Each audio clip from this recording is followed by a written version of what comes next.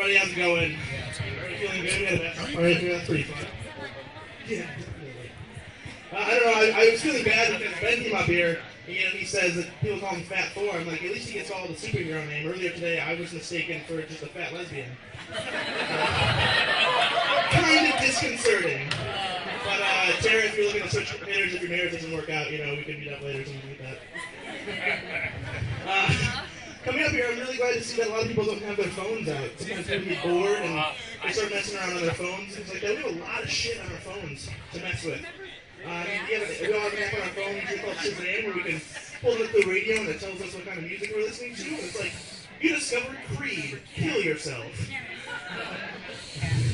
Creed fan? We also have, there's an app, I don't know if you heard of this one. This one's a little bit less used. It's called GetGlue. Doesn't have anything to do with horses.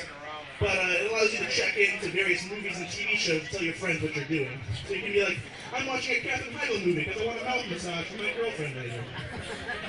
It's a good idea. Do it. It works. The one that I use a lot, though, is called Foursquare. Has anyone heard of Foursquare? No? Well, what you do is you check into places. So, like, you check in to Applebee's, if you're at a restaurant. Like, I want to go to Applebee's because I want to have a terrible shit later. And no, I can't hang out afterwards.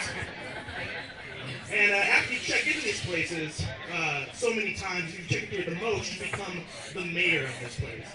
Now, if you can't guess by looking at me, I'm the mayor of Cinnabon. And my grandma's pretty fucking proud of it. She'll tell all her friends that come over and they play bridge or Mancala or whatever old ladies do. And she's like, my grandfather's the mayor of Cinnabon, and he didn't even campaign or go to college or anything. And then she has her drunk friend who's like, that doesn't mean anything. He's just messing around on the computer. And my grandma's a pretty tough old bitch. And she's like, you shut up, Barbara. You're just pissed because your grandson's the mayor of prison. So she gets pretty excited about the whole mayor thing because I usually bring her free Cinnabon. But it's pretty expensive for me, so I feel like I have to become the mayor of something that she doesn't like black people. When I'm not doing my mayoral Cinnabon duties of frosting legislation and things like that, that's what a mayor of Cinnabon would do, right? I'm a movie buff.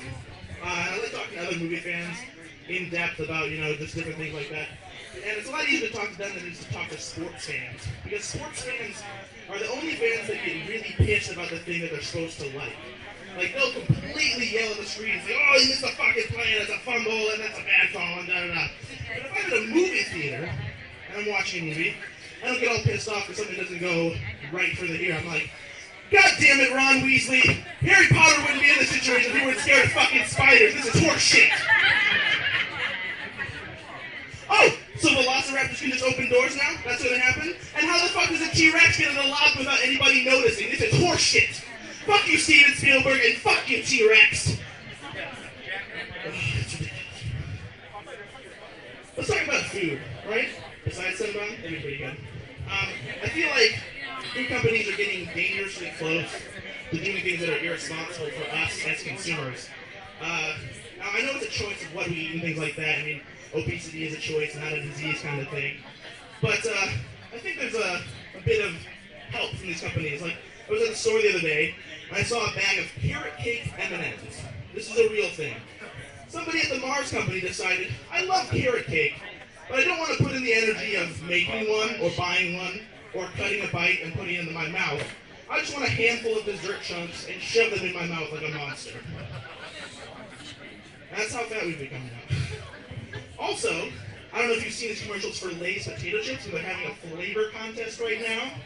And there's 3 different flavors. There's sriracha, there's garlic cheese bread, and then there's chicken and waffles.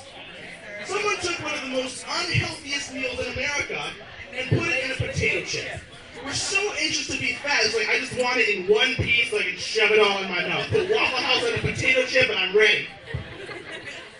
And it's a Willy Wonka situation we're getting into now, where you have a piece of gum and a whole meal in your mouth. I feel like the only way we can let this happen still, though, is if we have Oompa Loompas carry out all the dead people that die after heart attacks. So there's like a little Oompa Loompa doobity-doo. We've got some diabetes for you. But the most sinful of this whole thing is, we all know about Doritos Locos Tacos, correct? We've all been drunk or high enough to get them at one point. Well, Doritos, that wasn't enough for them. It was not enough. They decided to take the chips that they turned into hard-shell tacos and turn them back into chips. They're called Doritos, Locos Tacos Doritos. It is the inception of snack food. And somewhere Leonardo DiCaprio probably has a serious nosebleed, and he does not know why. That's my time, everybody.